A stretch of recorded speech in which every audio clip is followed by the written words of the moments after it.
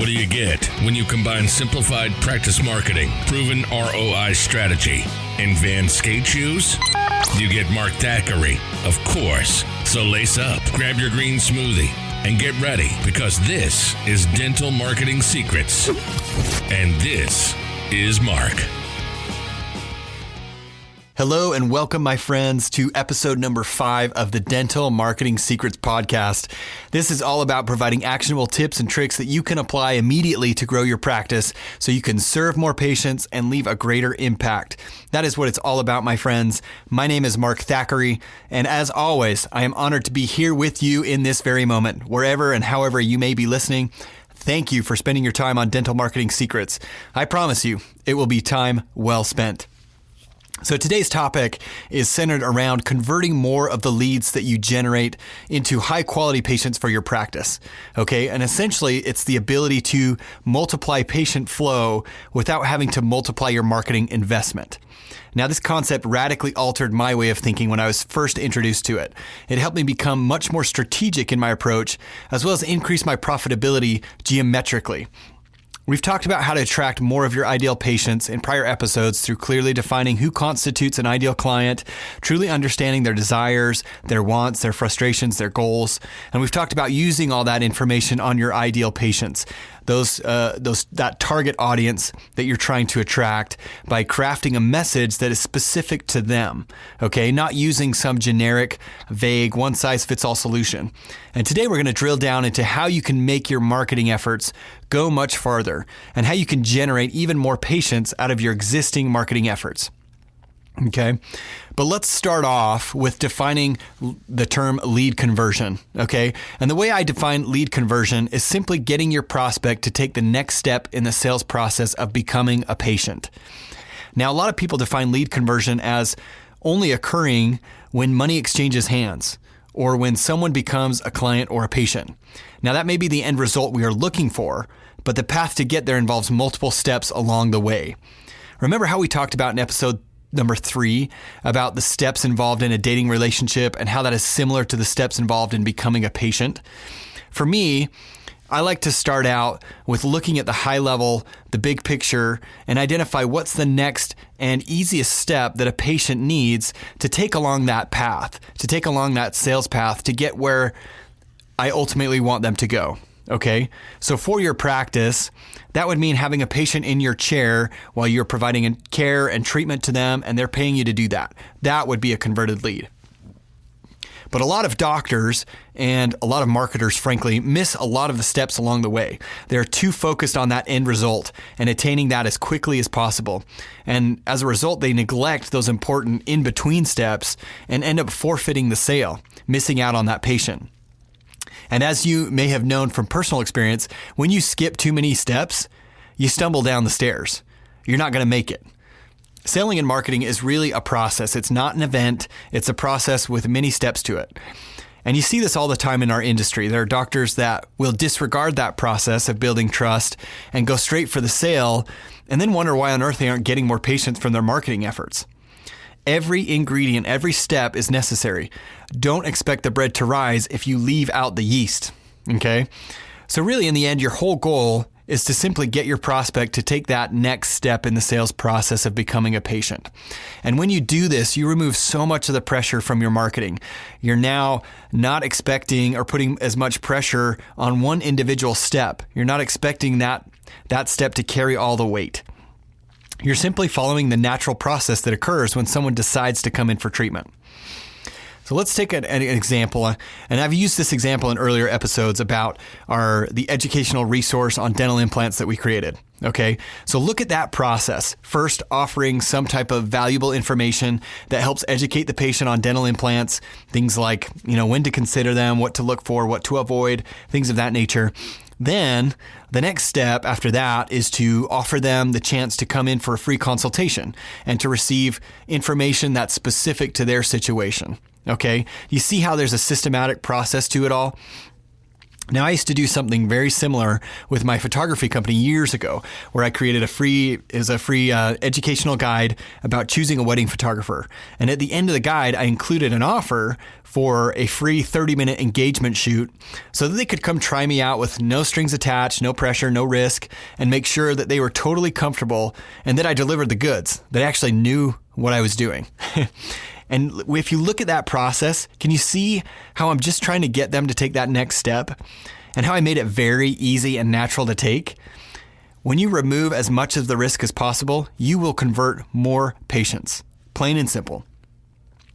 And the point here is that each step along the way is strategically engineered to move the prospect to the next stage in the process. You're not simply running an ad and then hoping for the best. You know exactly where they are headed and what their final destination is. And an important note to make is that there needs to be a clear offer or a clear call to action at each stage in order to encourage the prospect to move to the next step in the process. Too often I see people in businesses that are afraid to ask their prospect to take that next step because they're worried about being seen as too pushy or too high pressure. So we simply say very generic things like, visit our website, or if you have any questions, let me know. But all that does is put the onus on your prospect to do the work, which is the last thing that you want. Don't make your prospect have to exert all this mental energy in trying to figure out what the next step is. No, make it very clear, very easy, spell it out in plain English if you have to. They need to know exactly what you want them to do. Another distinction I want to make is making ourselves available is very different than making an offer. Like I mentioned before, far too many people, and I totally admit I was guilty of this myself for years, but far too many people get into the habit of making ourselves available by saying things like, hey, if there's anything you need, just let me know. I'm available to help. But if you think of it this way, it should help. Let's use an example that will really land this point for you. Imagine for a minute, I invite you into my home, into my living room, and I tell you, Jeff, I'm so glad you're here. If there's anything you want to eat or drink, help yourself. There's plenty in the kitchen. And if you need anything, I'll be in the other room. Okay, so that's one example of this making yourself available approach that we've just talked about. Now contrast that example with this alternative approach. So same scenario, I invite you into my home, into the living room, and then I go into the kitchen and come back out with a plate of freshly baked cookies. I walk right up to you and I say, hey Jeff, want a cookie? Now I'm making an offer to you. I've got these delicious cookies. They're right here.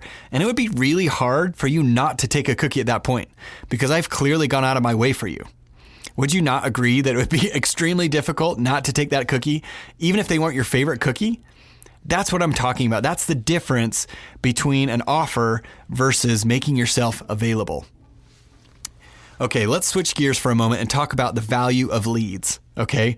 And it can help to look at your leads as a group or a bundle of leads. So let's say we've got a bundle of 100 leads, and it helps to look at it this way instead of just zeroing in on one lead and hoping and putting all this pressure on that one lead to convert. But if we take a look at this bundle of leads, we know three things, okay? There's going to be three possible outcomes. We know that they're either going to buy now, or they will buy later, or they're not going to buy at all. Those are the three outcomes available to these leads, okay? And there's a really neat study that's done by the Inquiry Handling Service. And these are the guys that handle millions of leads for a wide variety of industries. They're tasked with following up with all those leads to determine, did they end up purchasing that dishwasher? Or did they buy that refrigerator? Or did they get their roof repaired? Like I said, they handle leads for almost every industry, literally millions of leads. And what they found is super fascinating, and it's extremely relevant and valuable to anyone looking to maximize their return on marketing. They found that 50% of those people that inquired about a specific product or service ended up purchasing that product or service within the next 18 months. Okay, so that means in our industry, that means 50% of the people who inquired about braces or Invisalign will receive that treatment in the next 18 months. And this is all data that they've gathered through this follow-up system as they've tracked these leads. And, they'd ask them at different intervals, 3 months, 6 months, 12 months after they initially inquired, hey, did you end up purchasing that? That's how they gathered and aggregated all this data. So 50% of those that inquired will in fact make the purchase within 18 months. But what's really interesting is that of those 50% that buy, only 15% do so within the first 90 days. Okay, so again, we have 50% that will buy, but only 15% of that 50% will do so within the first 90 days.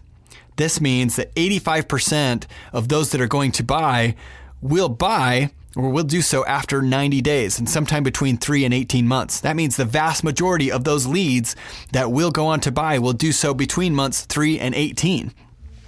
In other words, the majority of the value that you just generated with that bundle of leads lies in your ability to extend that relationship beyond 90 days and ideally out to 18 months. Again, these are leads that you've already paid for. Imagine if you had the ability to capture, let's say, twice or 3 times as many patients with the same marketing spend, simply through a more comprehensive, a more robust follow-up system. Imagine the effect on your practice. Fascinating and very powerful. And the challenge is, when you're looking at these bundle of leads, is being able to tell which ones are going to buy and which ones won't. Okay?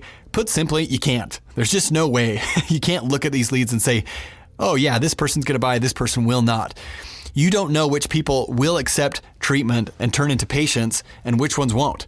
Therefore, it's absolutely critical that you treat everyone like buyers until they prove otherwise. How many of you have had that happen in your office when someone comes in needing a lot of treatment and based on maybe their appearance or the way they're acting, you have totally written that person off as someone who is not going to pay for that.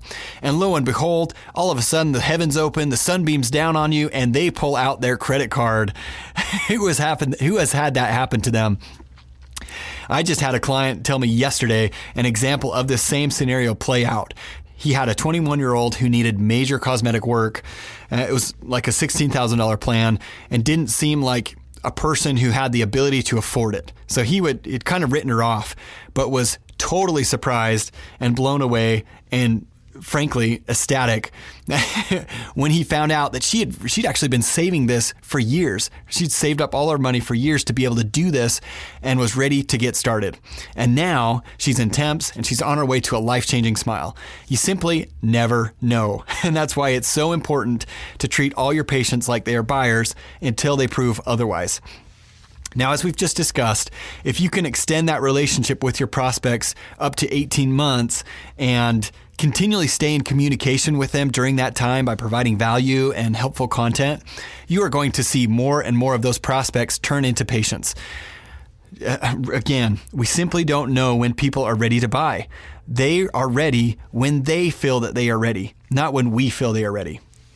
And whenever I teach this approach, I know it's a little bit different. When I teach this approach to clients, I naturally get some people who start to worry and they start to say things like, Mark, I just don't want to be giving away all this free stuff to these tire kickers. I don't want to have to send out all this free information. It's not going to turn into anything. And maybe if some of you are thinking the same thing, you might have had the thought, hey, that is a ton of work. That seems like a mountain of work to do to create a follow-up system like that. And my response is simple. I always say, absolutely it is. There is no success without the requisite work. Or as Zig Ziglar put it, there is no elevator to success. You have to take the stairs. If you want to build a great, tremendous practice that's growing month after month, you're going to have to put in the effort. Another common objection I hear when people are getting into this is that they stress about communicating too frequently with their prospects. They don't want to come across as too pushy, for fear of people are going to unsubscribe. Are they sending too many emails? And so instead, what they do is nothing. They don't send anything out. They're paralyzed by fear. But you cannot be worried about that. Remember, you are trying to attract those 5-star prospects, those that are eager to learn how you can help them. They're easy to work with. They're not a big pain in the backside, and they have the desire to work with a professional. Those are the ones you're trying to attract. The others, all those ones that are causing 80% of the headaches, let's say the bottom 20%, those are the ones you're trying to repel. It's not worth your time to generate more of those patients. Be done with those already. This process can help you do that. It's very polarizing, and that is a good thing. It's designed to sift out those that aren't qualified to work with you, saving you time and resources, and frankly, your sanity in the future. So a quick recap. If you truly want to maximize your ROI on your marketing campaigns, if you want to double, even triple the amount of patients you're getting from your current campaigns without investing any more money than you currently are, then you need to focus on creating an educational, value-rich follow-up system that consistently communicates with those prospects and gives them the chance to take the next step in the process to becoming a loyal patient. Remember, 50% of people that inquire about your services will end up receiving treatment within the next 18 months. But of those 50% buyers, only 15% will do so within the first 3 months. So in order to capture the lion's share of the value that you just generated on those leads, you need to maintain contact with them, providing them value for several months, ideally 18 months after their initial contact. Yes, it is an initial investment in time. Yes, it is an initial investment in effort to set this up, but it will allow you to generate more patients out of the same marketing investment and build the practice you've always wanted. That is it, my friends. Thank you for joining us today on Dental Marketing Secrets. This is such an important topic that most doctors don't even think about. And I love sharing this strategy because of the monumental effects it can have on your practice. And if you have specific questions about this topic, simply email me at markthack@gmail.com. That's MARKT as in Tom, HACK@gmail.com. And if you enjoyed this episode, please leave a review for this podcast. I'm starting to talk with an accent apparently. That would be a huge help. I could use your help on this. And please share it with your friends, your peers, and your team. All right, until next time, my friends. Did you enjoy this episode of the Dental Marketing Secrets Podcast? Head on over to iTunes to subscribe, rate, and leave a review. And for more proven marketing strategies to grow your practice, visit practicerocket.net.